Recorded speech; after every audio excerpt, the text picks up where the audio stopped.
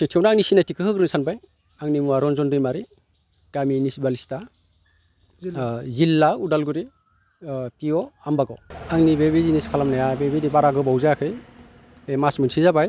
आरो आङो बे फुलिखौ गवालपारा बेबायदि दुधनाय बे जायगानिफ्राय लाबोनाय जायो आरो। बे चक्लेटखौ गायोब्ला बेनि लाबा बेसेबांनि बयगखौ मोननो हायो? बेखौथ' 1.5 बोसोरनिफ्राय 2 बोसोर बे जालांबाय थासिगोन आरो बिदिनो 1.5 बोसोरनिफ्राय बिबार लायो मोजां हाबाला। जोंनि जायगायावथ' बहुत मोजां हा, बेखायनो थबनो जोंनि जायगायाव 1.5 बोसोरनिफ्राय बे 2 बोसोर 3 बोसोर बिथिंनिफ्राय फिथाइखौ मोनलांनो हायो आरो। दा नोंथाङा बे फुलिखौहाय हरोब्ला हाथाइनि रेटखौ लायो ना बेनि एसे मिलायना हरनो हायो नोंथाङा? आङो बे फुलिखौ गुबुना एसे बाराव फानदोंबा आं बिनि एसे खमाव आं हरनो हायो आरो। नोंथाङा मा बुंनो सानो दिनै बे कक'आ प्लान्टखौ गायोब्ला हाया माबायदि जानांगौ आरो मा एडभाइस हरनो सानदों पाब्लिकफोरखौ फैनो सिगां? कक'आ फुलिखौ गायनोबाथ' बे फुलिखौ गायोबा हाया एसे गिसि जानांगौ, सायहा जानांगौ। आरो बेखौ गय सिंफोराव बेबायदि गायनो हायो आरो। गय सिङाव गायोबाथ' मोननै खामानि जायो, गयबो मोनबाय आरो बेखौबो मोननाय जायो आरो। दा बेनि गयजों आरो कक'आजों रुजुयोब्ला बबे मोनसेया लाबसिन होनना बुंनो सानो नोंथाङा?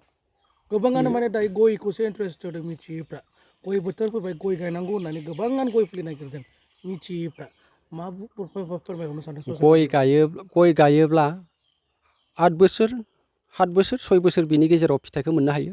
आरो बेखौ 2 बोसोरनि गेजेरावनो 2 बोसोरनि गेजेरावनो जोङो बिनि फिथाइखौ मोननो हायो। आरो जुदि गयनि सिङाव गायनानै होयोब्ला जों मोननैनिफ्राय जों फिथाइखौ मोननो हायो आरो। ओरैनो फांसे दंफांनिफ्राय बोसोरसेयाव बेसेबांसो प्रडाक्ट होयो? बोसोरसेयाव 1 कुइन्टेल बेबायदि 1.5 कुइन्टेल बेबायदि हायो आरो। ओरैनो मार्केट बेलायाव दामफ्रा माबायदि सोलियो बे फिथाइनि दामा? फिथाइनि दामालाय बेबायदि केजियाव 50 थाखा 60 थाखा बेबायदि सोलिगासिनो। अब्ला मोनसे अंक खालामनो नोंथांनाव ससियेल मिडियानि गेजेरजों खोन्थानो सानदों नामा? फांसे दंफां बोसोरसेयावनो बेसेबांसो होनो हानाय? बोसोरसेयाव 1.5 कुइन्टेल 2 कुइन्टेल बेबायदि होयो आरो फांसे दंफाङा। फांसे दंफां बियो 12 मासिया नैबे मोननायखौ खालामबाय थानो हायो आरो बे बारनाया बारलांबाय थागोन, बेयाव सिजन गैया, बे थायलांबाय थायो। दा सोरबाफोर बायदियानो गोबाङानो सानगोन प्रडाक्ट जायोब्ला बे प्रडाक्टआ सोरनो हरगोन, सोर लांगोन आन्दायनानै दङ। बेखौ मा बुंनो सानदों नोंथाङा? सोर लागोन? बेखौथ' जोंनो लागोन बिनि फिथाइखौ। जायानो जोंनियाव होफायो जों बेखौनो लागोन। आरो बिनि माबाया कम्पानियाथ' गुवाहाटियावबो दङ आरो केरेला दङ। गोबां आरो बिदिनो गोदान हायनायनि बेबायदि खोथा ओंखारदों। जेब्ला बै समाव साप्लाइ गायदोंमोन अब्ला साप्लाइनि समाव बेबायदि मोनसेबो कलखर बेबायदि कारखाना गैयामोन। जेब्ला गायो अब्लासो बे कारखाना कलखरफोरा सफैनो हादों। थिग बेबायदिनो जोंनि बर'फ्रा गोबां जुदि गायोबा जोंनि बे जायगायावनो बेबायदि कम्पानि माबाफोरा सफैगोन आरो। बे चक्लेटखौ आबाद खालामनोब्ला बेनि गायनाया बेसेबां डिसटेन्स जानांगौ आरो हाया माबायदि जानांगौ आरो साया ना सान्दुं माबायदियाव गायनांगौ? बे चक्लेटखौ गायोब्ला एसे सायहा जानांगौ, बांद्राय सान्दुङावबाबो मोजां जाया। एसे सायहा दंफां सिंफोराव गय सिंफोराव बेबायदि गायोब्ला मोजां जायो आरो। डिसटेन्सआ जाहैबाय 8 निफ्राय 10 फुट बेबायदि गायनांगौ आरो। दा बेखौ गायोब्ला माखासे दैफोर होबाय थानांगौनि प्रयजन दं बेयाव नामा?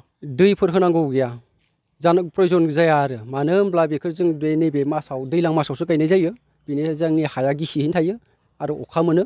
जेब्ला मेसें बोथोराव गायो अब्ला खरां जायो। जायनि हाया जेब्ला खरां बे समाव जायानो गायदों बिसोरो दै होनो हागोन आरो मेसें बोथोरफ्राव एसे एनै। नोंथांनि जामबुं नाम्बारा मा? जायबायदि गोसो गुदुं जानानै गोबाङानो दा नागिरबाय थादों फुलिनि बेलायाव। आंनि जामबुं नाम्बारा जाहैबाय 6003886677। जायहा बे नम्बराव कन्टेक्ट खालामगोन बिथांमोनानो मोननो हागोन। कक'आ फुलिखौ जोङो मालाबानो खोनायोमोन, नाथाय मेगनजों जों नुवाखैमोन।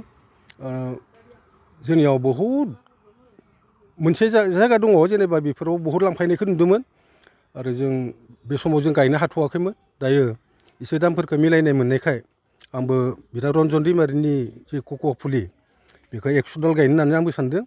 आरो इटिमयधे आं लाबायानो 100 दाल। बेनिखाय आंबो स्टार्ट खालामनो। आरो कक'आनि इनकाम बहुद जायो होननानै आं खोनादों। बिनिखाय आंबो एसे इन्ट्रेस्ट लानानै गायनो होनना सानदों आरो। नोंथाङा बेनि आगोलावहाय गायनो थाखाय जुजियाखैमोन? आं जुजिबाय थादोंमोन नाथाय हायाखैमोन फैसा लानानै।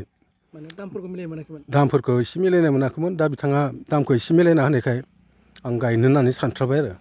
दा नोंथाङा मा बुंनो सानो? गोबाङानो दिनै नों बायदि गोबाङा बायनो नागिरबाय थादों। बेनि बेलायावहाय बबे जायगायाव फैनानै लांफैनांगौ होनना खावलायहरनो सानदों नों बायदि सासे आबादारि गायग्राफोरखौ?